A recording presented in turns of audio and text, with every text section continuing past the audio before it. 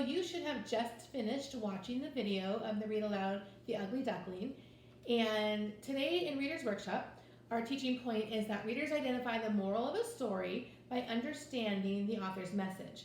So I want you to think about the ugly duckling that you just heard, and let's think about what a moral is. So if you look back here, here's the definition of what a moral is. So what does the word moral mean? A moral is a lesson about doing the right thing.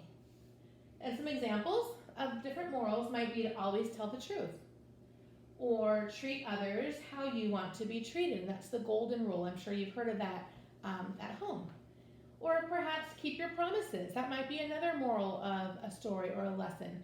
So a moral is just a lesson that teaches you to do the right things or reminds you to always do the right thing.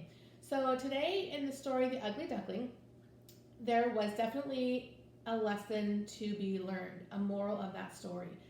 So in thinking about The Ugly Duckling, really there could be a few different lessons or ideas that I would come up with in reading that story. So I know when the ugly duckling was born, he was born what he considered to be ugly. And other people didn't quite treat him as they should have based on what he looked like. And we know that's not okay. So I think one lesson in this story is that you should always treat people for who they are, not what they look like. It doesn't matter what someone looks like.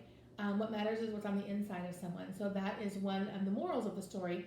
Treat others really the way you want to be treated, or treat others based on their character, not what they look like. That could be one moral. Another moral that I was thinking as I was listening to the story this morning was that we should always love ourselves no matter what. So the ugly duckling got a little bit discouraged based on what he looked like and didn't feel very good about himself. But I think one lesson in that story definitely is to always love yourself no matter what. So I think that this was a great example of learning morals, learning lessons, determining why did the author write this story, what was the message in this story. Remember, authors always have purposes. So yes, we read for enjoyment, but we also learn from our reading. So today in your Reader's Workshop, I have given you another read aloud to listen to, and it is The Lion and the Mouse, and I want you to listen to that story. You may have to hear it or listen to it a couple different times, but I want you to think about what is the lesson in this story.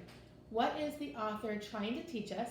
What is the moral of the story? Basically, what are you taking away from the story that's going to help you make really good decisions all the time?